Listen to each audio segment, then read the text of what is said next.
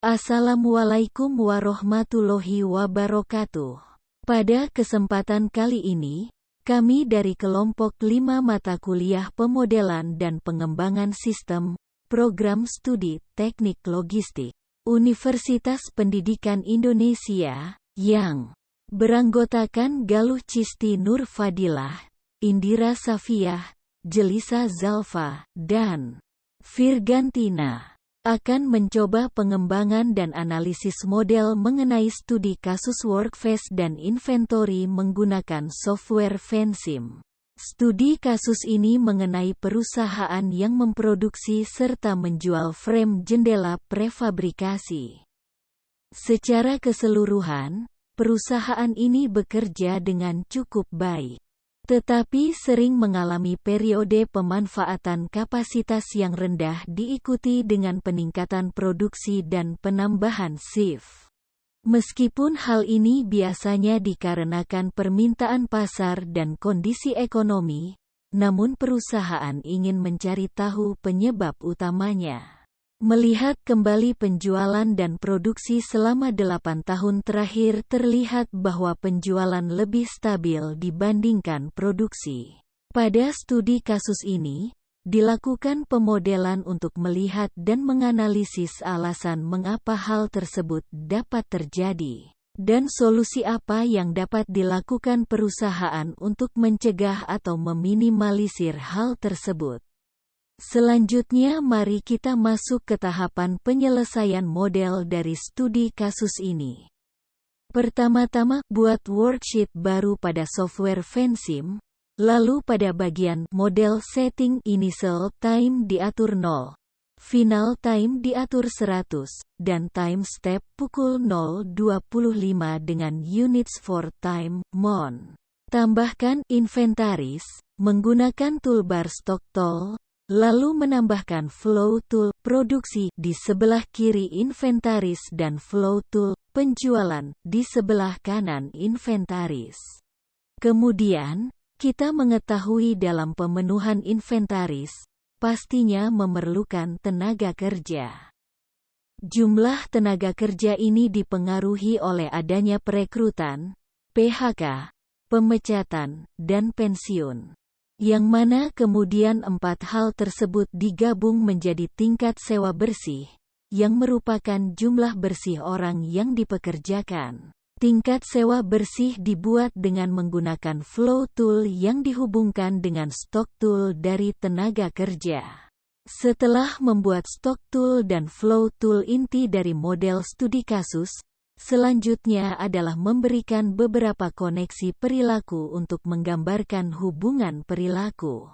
Dimulai dari menambah variabel produktivitas yang dikaitkan dengan flow tool produksi dengan menggunakan arrow tool. Lalu menghubungkan tenaga kerja dengan tingkat sewa bersih, tenaga kerja dengan produksi. Selanjutnya untuk menambahkan proses penyesuaian stok, tambahkan variabel target tenaga kerja dan waktu untuk menyesuaikan tenaga kerja dan menghubungkannya dengan tingkat sewa bersih.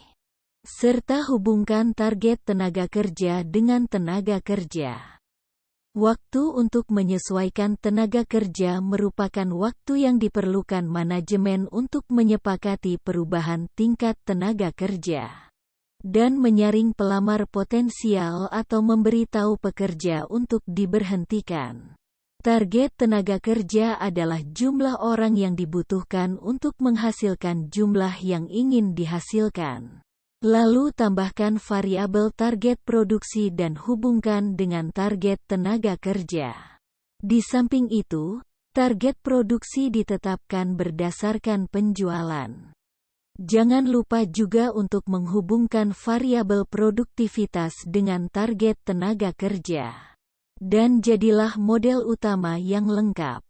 Kemudian untuk menyempurnakan model, tambahkan variabel target inventaris, koreksi inventaris, dan 2 konstanta tambahan, yaitu cakupan target inventaris dan adalah jumlah stok yang harus dimiliki berdasarkan harapan tentang penjualan. Koreksi inventaris adalah koreksi penyimpangan persediaan dari targetnya. Kemudian hubungkan masing-masing variabelnya sebagai berikut. Setelah seluruh model sudah dibuat dan telah sempurna, sekarang mari kita atur equation tool dari masing-masing variabel. Dimulai dari variabel produksi, unit yang diatur adalah frame per bulan, dengan equation tenaga kerja dikali produktivitas. Variabel inventaris, unit yang diatur adalah frame dengan equation produksi dikurangi penjualan dan initial value bernilai 300. Variabel penjualan, unit yang diatur adalah frame per bulan dengan equation 100 plus step 50,20. Variabel tenaga kerja, unit yang diatur adalah person dengan equation tingkat sewa bersih dan initial value target tenaga kerja. Variabel tingkat sewa bersih, unit yang diatur adalah orang per bulan, dengan equation target tenaga kerja dikurang tenaga kerja, dibagi waktu untuk menyesuaikan tenaga kerja. Variabel produktivitas, unit yang diatur adalah frame per bulan per orang, dengan equation bernilai 1. Variabel target tenaga kerja, unit yang diatur adalah person, dengan equation target produksi dibagi dengan produktivitas. Variabel waktu untuk menyesuaikan tenaga kerja, unit yang diatur adalah mon, dengan equation 3. Variabel target produksi, unit yang diatur adalah frame per bulan, dengan equation penjualan ditambah koreksi persediaan. Variabel cakupan persediaan, unit yang diatur adalah mon, dengan equation 3. Variabel target persediaan, unit yang diatur adalah frame, dengan equation penjualan dikali cakupan persediaan. Variabel koreksi persediaan, unit yang diatur adalah frame per bulan, dengan equation target persediaan dikurangi inventaris, lalu dibagi dengan waktu untuk memperbaiki persediaan. Variabel waktu untuk memperbaiki persediaan, unit yang diatur adalah mon, dengan equation 2. Setelah memasukkan equation dan units pada seluruh variabel yang terlibat pada model tersebut sudah siap untuk di-running. Output dari running model dapat dilihat pada beberapa grafik berikut. Pada grafik produksi frame kaca di bulan pertama sebesar 100 frame per bulan, jumlah produksi ini stabil hingga ke bulan ke-19. Pada bulan ke-20, jumlah produksi meningkat pesat hingga menyentuh angka 200 frame per bulan. Kemudian tingkat produksi frame kaca terus berfluktuasi dan mengalami penurunan pada bulan ke-32 di angka 135 frame per bulan. Fluktuasi tersebut akhirnya menjadi stabil pada bulan ke-50 dengan jumlah produksi sebanyak 150 frame per bulan.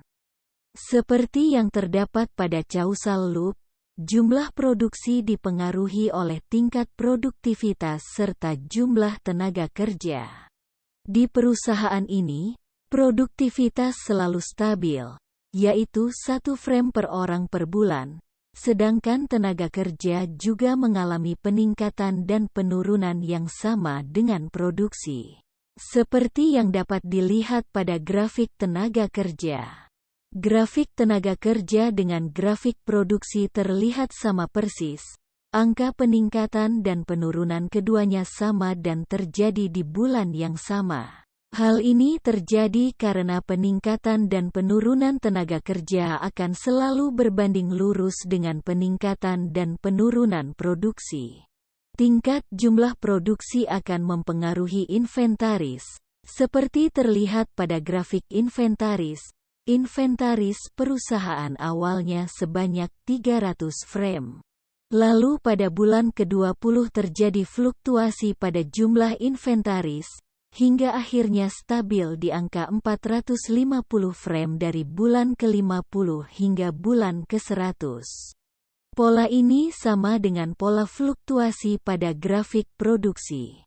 Penjualan frame jendela pada bulan pertama sebanyak 100 frame per bulan, penjualan tersebut stabil sampai bulan ke-19.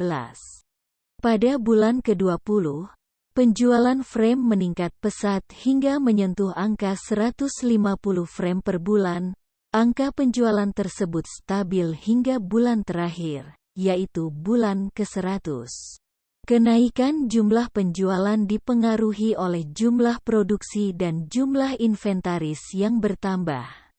Seperti itulah pemaparan simulasi pemodelan dari studi kasus Workfast Inventory menggunakan software Vensim. Sekian video simulasi pemodelan sistem yang dapat kami sampaikan dan jelaskan. Terima kasih atas perhatiannya. Semoga video ini dapat bermanfaat bagi seluruh pihak yang menonton, juga bagi kami selaku kreator video. Kami pamit undur diri. Mohon maaf atas segala kekurangan yang ada. Wassalamualaikum warahmatullahi wabarakatuh.